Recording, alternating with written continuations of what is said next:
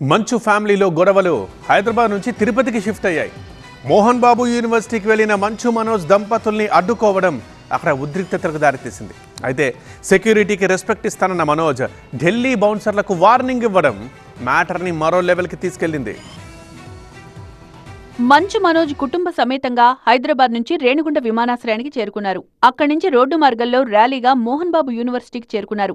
అయితే కోర్టు ఉత్తర్వుల ప్రకారం లోపలికి వెళ్లేందుకు అనుమతి ఇవ్వబోమని స్పష్టం చేశారు పోలీసులు. పోలీసుల సూచనతో వెనుదిరిగిన మనోజ్ నేరుగా నారావారిపల్లెకు వెళ్లి మంత్రి లోకేష్తో భేటీ అయ్యారు.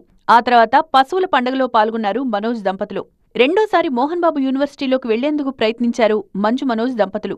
సెక్యూరిటీ సిబ్బంది అడ్డుకోవడంతో వర్సిటీ పక్కనే ఉన్న తాత నానమ్మ సమాధులకు నివాళులర్పించారు. వీళ్ళు వెజ్ రెస్టారెంట్ బిజినెస్ ని రన్ చేస్తూ లక్షల్లో సంపాదిస్తున్నారు. వీరి నుండి ఈ బిజినెస్ గురించి నేర్చుకోవాలా? అయితే ఫ్రీడమ్ యాప్ ని డౌన్లోడ్ చేసుకోండి. ఈ క్రమంలోనే పోలీసులు లాఠీచార్జ్ చేయడంతో పలువురికి గాయాలయ్యాయి.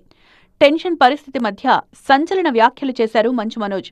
యూనివర్సిటీకి వస్తున్నానని తెలిసి బౌన్సర్లను తీసుకొచ్చారని ఆరోపించారు. వాళ్లకు భయపడే పరిస్థితి లేదని ఘాటుగా హెచ్చరించారు. ఇవన్నీ ఎందుకు జరుగుతున్నాయో తెలియట్లేదు. ఆ సాయిబాబా మీద ఒట్టుగా జరగకూడదు. దీనికి ఎందుకని నాకు పరిష్కారం తెలిస్తే బాగుంటుంది అని తెలుసుకుంటాను. తెలుసుకునేంత వరకు ఆగను ఎందుకు ఇదంతా అనేది.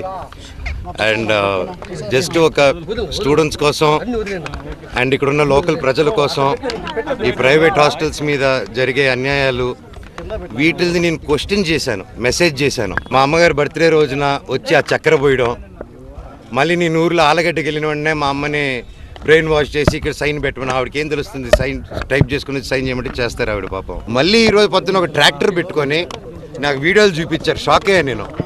ఒక ట్రస్ట్ ట్రాక్టర్ వెళ్తుంది, దాంట్లో 40 మంది వాళ్ళు ఢిల్లీ నుంచో తీసుకొచ్చినారు. ఒక్కొక్కడు ఉన్నాడు అలాగా. కాకపోతే చూడంగానే భలే పెరుగుతున్నారు. ఎందుకు ఢిల్లీ నుంచి అంత బాడీలు వేసుకొచ్చారో నన్ను చూడంగానే ఎందుకు అలా పారిపోయారో అర్థం కాలేదు. పోలీసు లాఠీల్ని రౌడీలు పట్టుకొని తిరుగుతున్నారు. కోర్టు ఆర్డర్ వచ్చింది బౌన్సర్స్ ఉండకూడదని చెప్పి. ఇంతకీ ఢిల్లీ నుంచి బౌన్సర్లను ఎవరు తీసుకొచ్చారు, ఎందుకు తీసుకొచ్చారన్నది మిస్టరీగా మారింది. మరోవైపు యూనివర్సిటీ దగ్గర ఎలాంటి గొడవలు జరగకుండా బందోబస్తు ఏర్పాటు చేశారు పోలీసులు.